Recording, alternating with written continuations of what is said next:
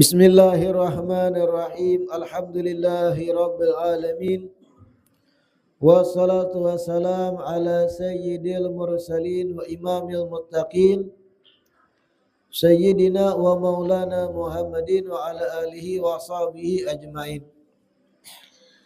Alhamdulillah, segala puji kembali dan selalu teratur kehadirat Allah yang masih memanjangkan umur, melimpahkan kesehatan, memberi kesempatan pada kita seberataan sehingga kembali berkumpul berjamaah di majelis ta'lim kita ini, yang harapan kita selalu mudah-mudahan membawa kebaikan, keberkahan, ampunan dan kebahagiaan bagi kita di dunia dan akhirat. Amin ya rabbal alamin. Melanjutkan Al-Mukhtasar Al-Latif. Wa idza balagha as-sabiyyu aw tahuratil haidu awin nufasa'u aw afaqal majnunu qabla khurujil waqti biqadri takbiratin wajaba qada'u tilkas shalah. Masih seputar pembahasan ibadah sholat. Apabila seorang anak kecil tiba-tiba balik, atau perempuan yang lagi haid tiba-tiba bersih suci, atau perempuan yang lagi nifas tiba-tiba bersih suci pula, atau orang yang tadinya gila tiba-tiba waras, yang mana kejadian tersebut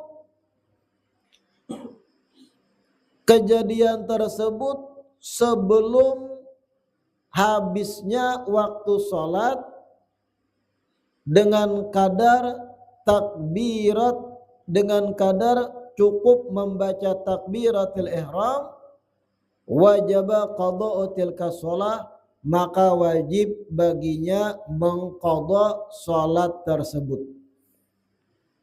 Nah, ini pembahasan disebut dalam kitab fikih itu zawalul mani', hilangnya hal yang tadinya menghalangi seseorang untuk sholat. Coba perhatikan kitab pian. Ada beberapa kasus tiba-tiba baliknya seorang anak kecil, atau tiba-tibanya bebinian haid jadi bersih suci, atau tiba-tibanya bebinian yang tadinya nifas bersih, kada keluar lagi darah, atau tiba-tibanya orang yang tadinya gila jadi waras. Jadi ada 4 kasus di sini. Kakanakan halus tiba-tiba balik, bebinian haid tiba-tiba suci, 7 hari anggap sudah datang bulan suci. Bebinian nifas tiba-tiba suci juga bersih, sudah 2 bulanan nifasnya anggap. Dan yang ketiga, orang yang tadinya gila tiba-tiba waras. Apabila 4 kejadian tersebut terjadinya sebelum keluar waktu, walau dengan kadar cukup mengucap Allahu Akbar, maka wajib bagi 4 orang tadi yang disebut mengqadha salat tersebut. Kayak ini nih. Waktu zuhur berakhir anggaplah jam 4.40. Iya kada? Mohon maaf, 4.40. 3.40. 4.40 pada jam 5. 3.40 habis waktu zuhur, otomatis masuk waktu asar.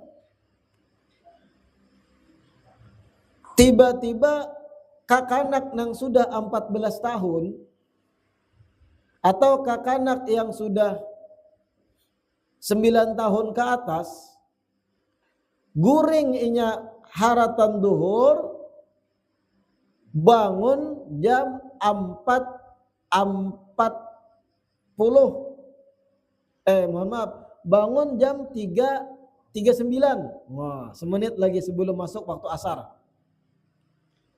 Jadi kakak anak tadi ini belum balik, guringinya pas duhur. Bangunnya pas bertepatan 3.39, semenit lagi masuk asar. Sekali bangun, inya tuh basah kuyup, mimpi junub.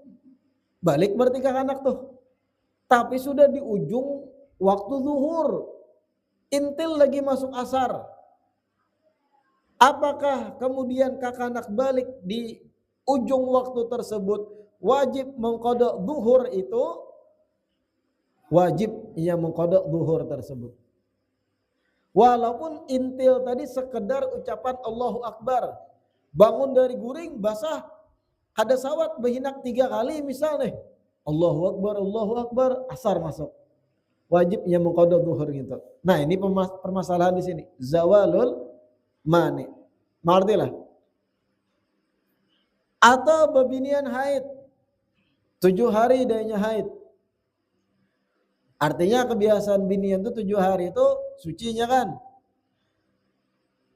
Sampai jam 3.39 siang, tiba-tiba kadada lagi keluar darah haid. Hanya bebaya bihinak 5 kali nih, adzan asar. Sedangkan sucinya tadi sebelum masuk adzan asar, walau dengan kadar ucapan Allahu Akbar aja. Wajib binian tadi mengqada zuhur tersebut. Mengertilah. Begitupun nifas, binian yang lagi nifas berdarah-darah setelah melahirkan 2 bulan dah nifasnya. Umumnya kan 2 bulan habis darah nifas. Sekali jam 3.39 bersih darah kada mau keluar lagi. Beberapa kali bihinak masuk adzan asar, wajib mengqada zuhur tadinya. Nah, ini yang dimaksud idza balagha sabi, apabila seorang anak kecil tiba-tiba balik, au tahuratil haid, atau binian lagi haid tiba-tiba bersih darahnya, awin nufasa, atau binian nifas tiba-tiba bersih suci dari nifas, atau afaqal majnun, orang yang gila tiba-tiba waras, qabla khurujil waqti, sebelum keluar waktu, biqadri takbirah, dengan kadar sekadar ucapan Allahu Akbar sebelum keluar waktu, wajib qada tilka shalah, wajib mengqada salat tersebut yang berada di penghujung waktu tadi. Ini tadi disebut zawalul mani dalam fikih, hilangnya penghalang untuk salat yang tiba-tiba. Wa yajibu aidan qada'ul fardhi alladhi qablaha idza kana dhuhran aw maghriban. Nah, ini tambahan pulang. Dan wajib juga bagi 4 gambaran kasus tadi, kakanak balik, binian bersih dari haid, binian bersih dari nifas, orang tiba-tiba jadi waras dari gila, wajib juga mengqada salat sebelum salat tersebut. Apabila memang bisa dijamak di kitab yang lain. Idza kana dhuhran aw maghriban, apabila salat sebelum inya sadar, sebelum inya tegawi nang 4 tadi merupakan salat zuhur atau maghrib. Ini dipahami pulang. Dengarkan. Jadi kada 3.39 pulang. Kada jam 3.39. Ini kasusnya berada di penghujung waktu asar menuju maghrib, atau berada di penghujung waktu isya sebelum subuh. Dengarkan. Berada di penghujung waktu asar sebelum maghrib, atau berada di penghujung waktu isya sebelum subuh. 2 kasus. 4 tadi, gambaran tadi, kakanak tiba-tiba balik, binian haid bersih, nifas bersih, tiba-tiba waras, terjadinya di penghujung waktu asar sebelum maghrib. Tiba-tiba ini mimpi basah sebelum maghrib, walau semenit atau kurang pada semenit, cukup Allahu Akbar aja. Yang wajib diqadha olehnya bukan cuma asar, zuhurnya pun wajib diqadha. Nah, ini yang dimaksud. Wa yajibu aidan qada'ul fardhi alladhi qablaha idza kana dhuhran aw maghriban. Apabila salat sebelumnya itu merupakan zuhur, berarti ini kasusnya terjadi di penghujung asar. Atau apabila salat sebelumnya itu berupa maghrib, berarti kasusnya di penghujung isya. Nang tiba-tiba nang 4 gambaran tadi, wajib qada keduanya. Kenapa jar ulama wajib qada keduanya? Karena zuhur dan asar, maghrib dan isya itu boleh dijamak. Ulang-ulangi nih kasusnya nih. Kakanakan guring lalu mimpi basah, bangunnya semenit sebelum maghrib. Artinya di ujung waktu asar kan bangunnya tuh. Semenit sebelum maghrib. Mimpi basah, tandanya balik. Mengerti ya mimpi basah kalau mimpi berhubungan badan, keluar mani. Semenit sebelum maghrib bangun dari mimpi basahnya. Wajib inya mengqada asar itu. Begitupun jar ulama wajib mengqada zuhur sebelumnya. Karena asar dan zuhur dianggap satu waktu. Karena boleh dijamak. Han kayak itu fikih itu bicara. Begitupun di penghujung waktu isya. Apabila penghujung waktu isya. Subuh, sebelum subuh. Jam berapa subuh di sini? Nang tuha aja nang tahu. Karena kan jam berapa subuh?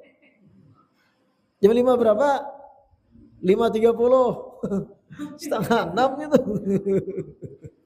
Anggap jam 5 subuh. Kakak anak tadi bangun dari guring mimpi basah jam 4.59.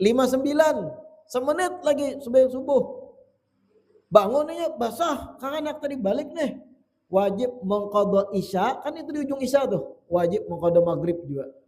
Karena isya dan maghrib dianggap satu waktu. Kenapa dianggap satu waktu? Boleh dijamak. Ada kalanya boleh dijamak ketika musafir dan semacamnya. Nah ini yang dimaksud di kitab. Wa yajibu aidan qada'ul fardhi alladhi qablaha. Wajib juga inya mengqada salat nang sebelumnya. Apabila salat sebelumnya tersebut merupakan zuhur atau salat sebelumnya tersebut merupakan maghrib. Berarti dua kasus. Di penghujung waktu asar baliknya atau bersih dari darah haidnya dan seterusnya, atau di penghujung waktu isya. Pahami bujur-bujur, kayak itu fikih itu. Oh, kayak ini gambaran. Bisa menggambarkan kasusnya. Jangan nyanyuk. Dan ini hanya masih pembahasan zawalul mani, hilangnya penghalang untuk sholat. Tadi kan binian haid, tak halangi untuk sholat, kada bolehnya. Tiba-tiba hilang penghalang tuh, haidnya bersih. Kakak anak tadinya kada wajib sholat, tiba-tiba balik menjadi wajib, hilang penghalang untuk kewajiban. Kemudian bebinian yang nifas kada boleh sembahyang dan kada wajib, tiba-tiba hilang nifasnya. Itu ngarannya zawalul mani, hilangnya penghalang untuk sholat. Nah kemudian selanjutnya, wa idza dakhala al-waqtu wa madha qadru ma yu'adda fihi al-fardu. Summa hadat al-mar'atu au nufisat atau au nafusat au junna qabla shalah wajib qada'u tilka shalah. Ini kasus kedua pulang disebut turuwul mani, datangnya penghalang.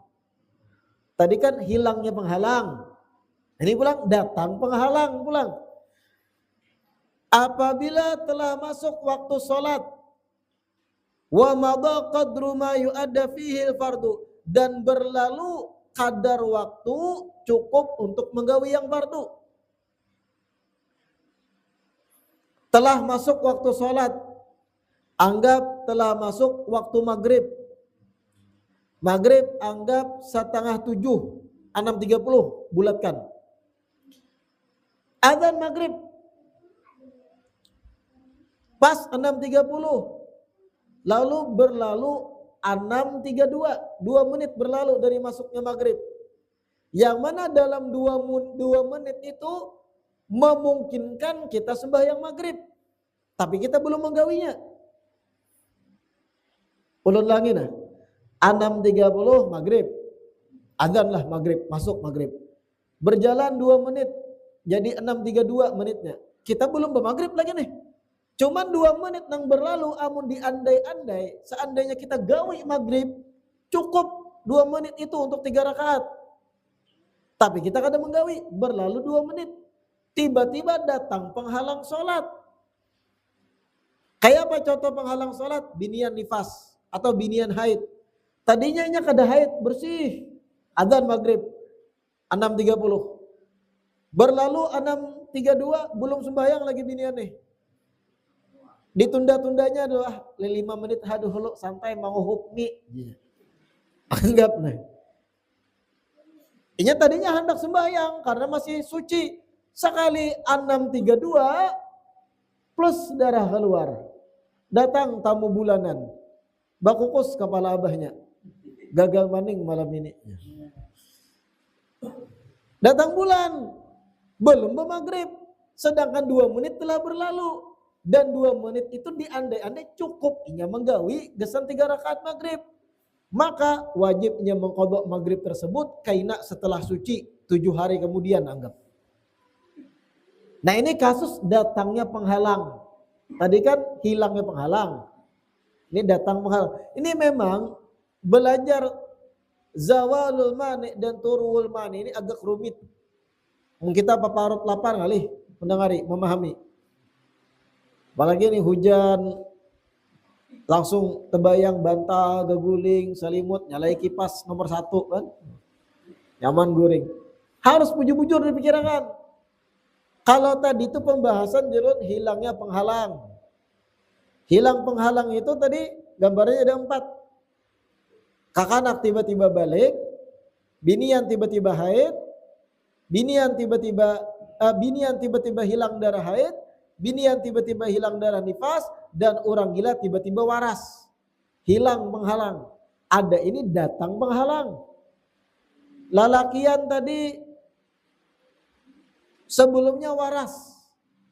Warasnya. Masuk adzan 6.30 maghrib. Waras masih. Berlalu 2 menit. Kena lo sembahyangnya.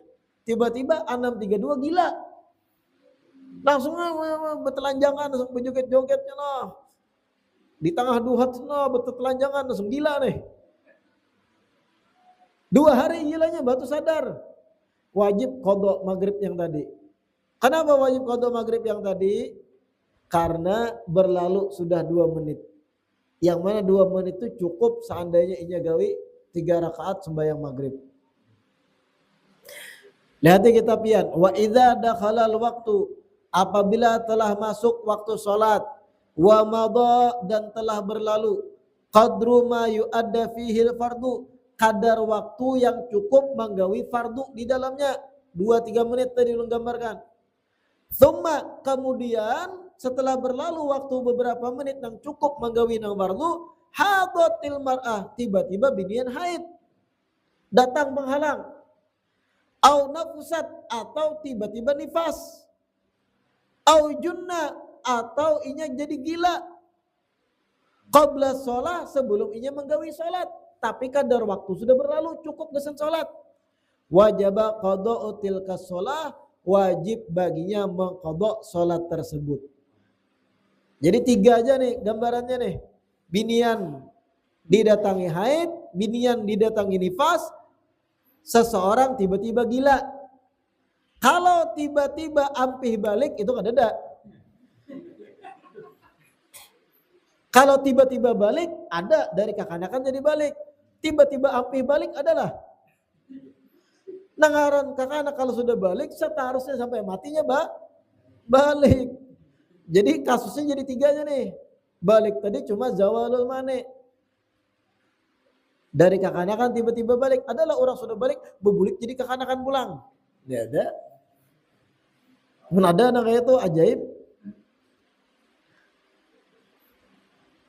Kalau sudah berlalu kadar yang cukup menggawi fardu dan inya belum menggawi sholat, tiba-tiba datang penghalang, wajib mengqadha sholat tersebut. Pahami itu? Nah itu disebut turuwul mani, datangnya penghalang.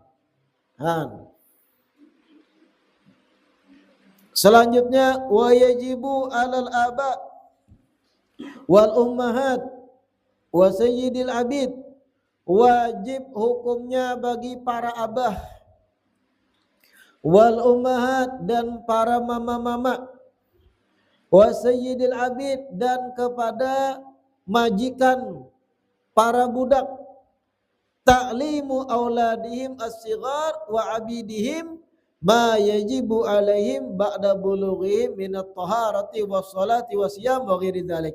Wajib bagi para abah dan para mama dan majikan para budak untuk melajari anak-anak mereka yang halus dan melajari budak-budak mereka hal-hal yang wajib bagi mereka gawi setelah mereka balik, mencakup seputar hukum bersuci, hukum-hukum sholat dan puasa dan lainnya.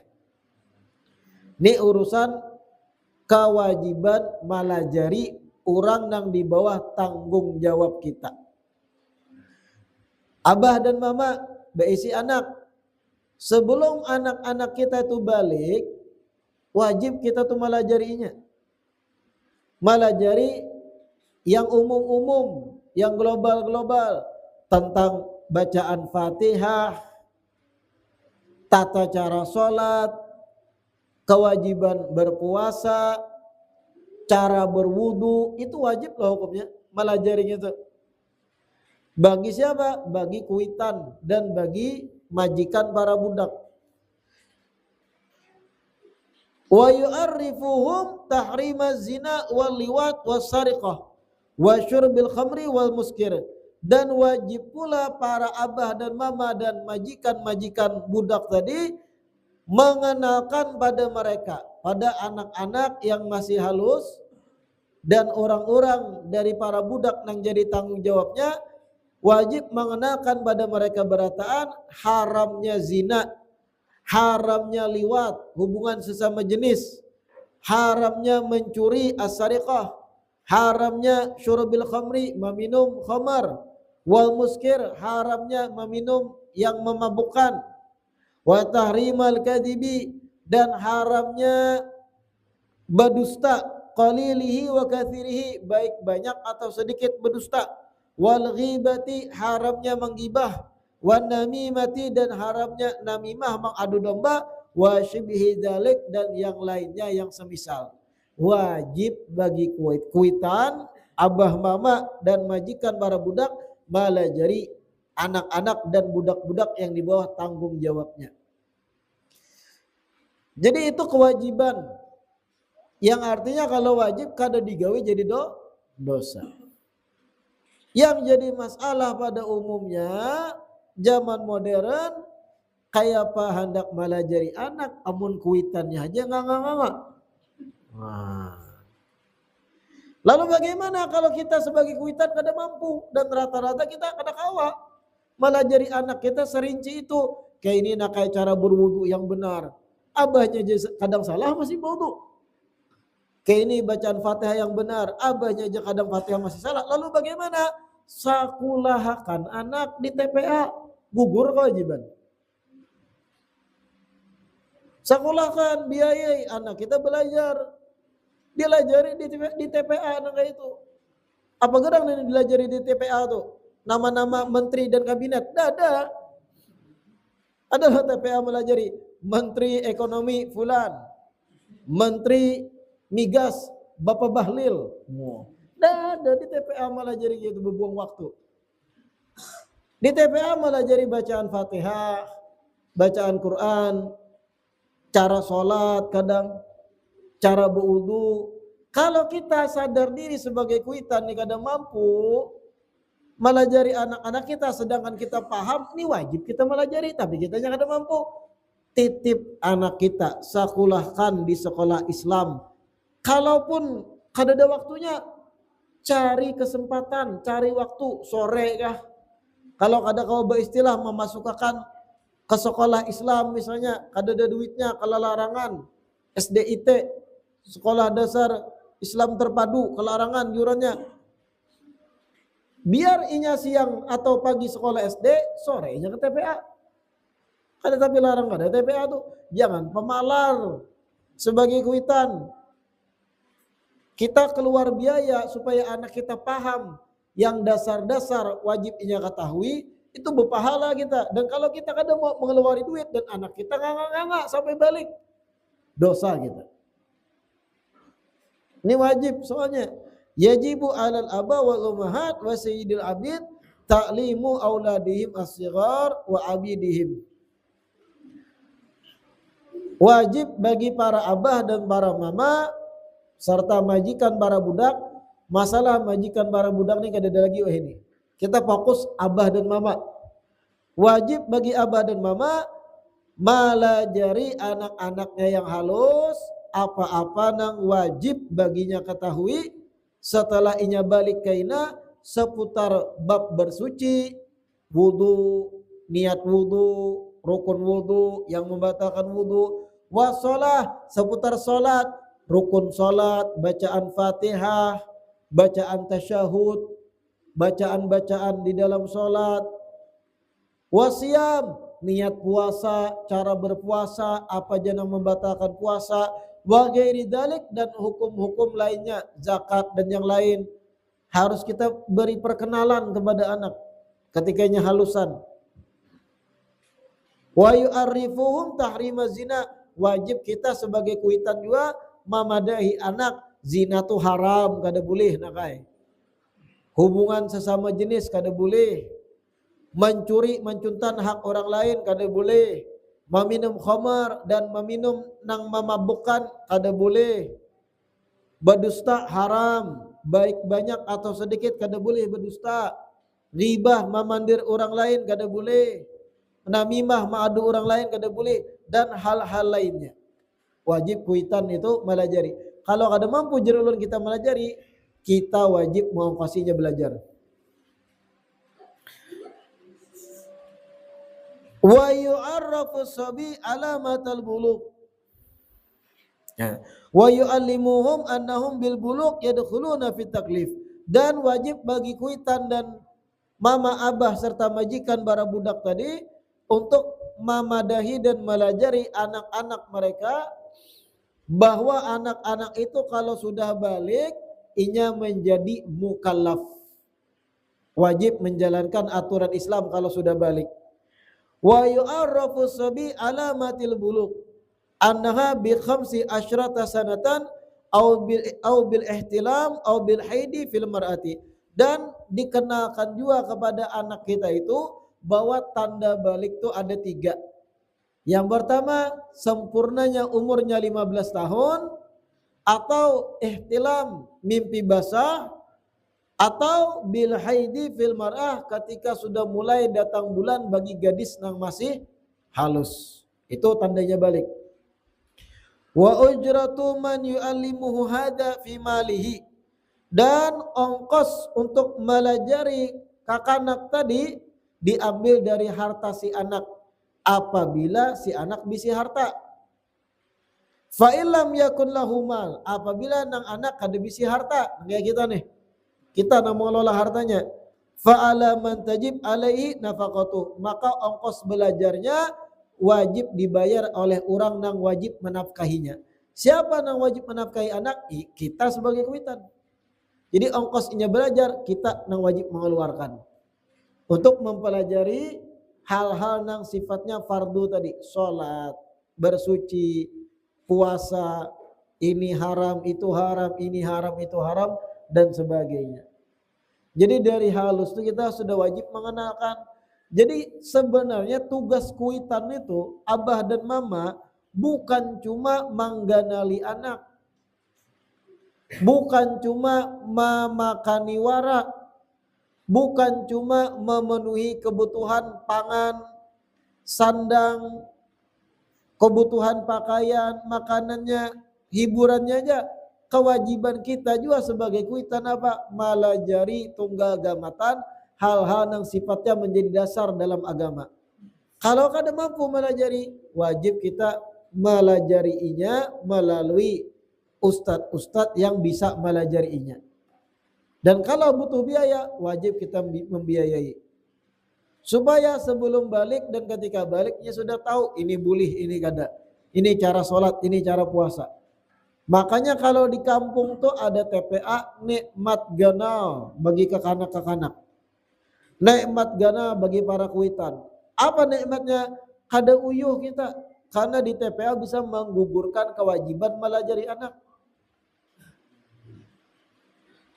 Jangan berpikir anakku harus profesor, harus jadi S1, S2 formal.